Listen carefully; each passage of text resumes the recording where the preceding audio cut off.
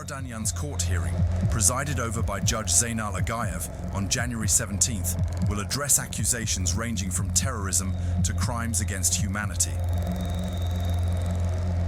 According to the Azerbaijani State Security Service, these charges stem from his alleged involvement in funding and organizing illegal armed groups operating in Karabakh.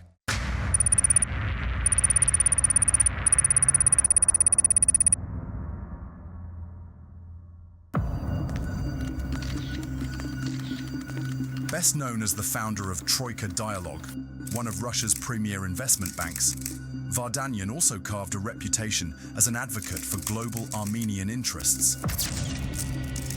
His career trajectory has taken him from Moscow's financial elite to international headlines.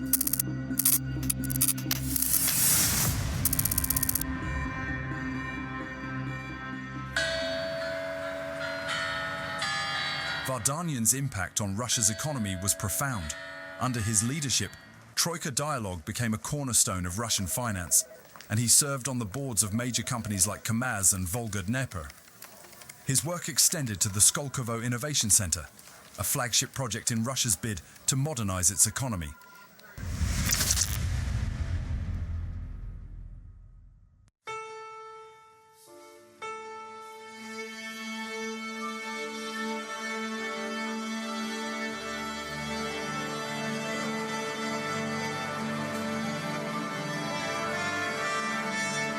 The Organized Crime and Corruption Reporting Project, OCCRP, revealed that Troika Dialogue facilitated the transfer of billions of dollars through a complex network of offshore accounts. These transactions reportedly benefited Russian oligarchs and government-affiliated entities. Although Vardanyan has denied direct involvement, OCCRP's investigation paints a picture of a financial ecosystem intertwined with Kremlin interests.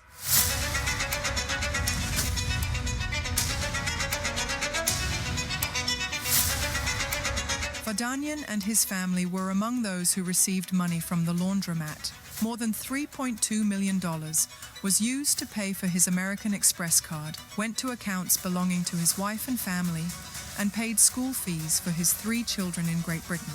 Asked about these sums, Vardanyan said the offshore companies Troika created serviced his own companies in addition to the bank's clients. In a dramatic shift, Vardanyan renounced his Russian citizenship in 2022 to avoid Western sanctions. But Ukraine included him on its sanctions list for providing logistical support to the Russian occupation army. Right after denouncing his Russian citizenship, he relocated to Karabakh, assuming the role of state minister in the so-called unrecognized self-proclaimed Nagorno-Karabakh Republic. He positioned himself as a visionary leader focused on the region's development amid escalating tensions.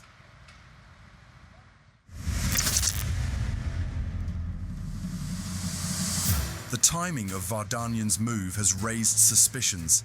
Analysts argue that his presence in Karabakh coincided with Russia's strategic interests in maintaining influence over the South Caucasus. Vardanyan has faced accusations of being a Kremlin-installed figure aimed at undermining Armenian Prime Minister Nikol Pashinyan, who has pursued more pro-Western policies.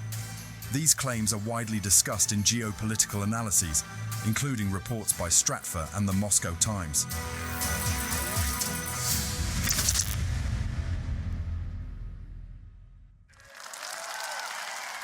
During his tenure as state minister, Vardanyan reportedly facilitated the operations of illegal armed factions.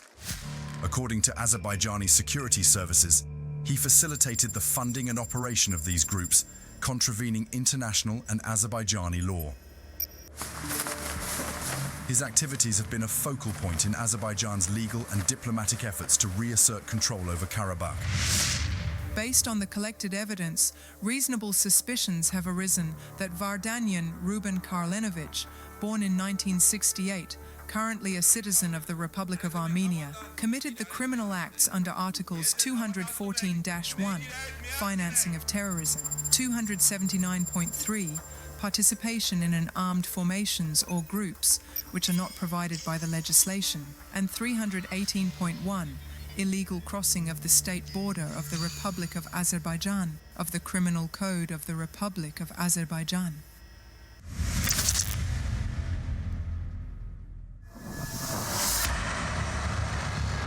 Vardanyan's arrest on September 27, 2023, marked a turning point. Azerbaijani forces detained him while he attempted to cross into Armenia, citing substantial evidence of his involvement in terrorism and other crimes. His trial, set to begin shortly, will not only scrutinize his actions, but could also have broader implications for regional dynamics.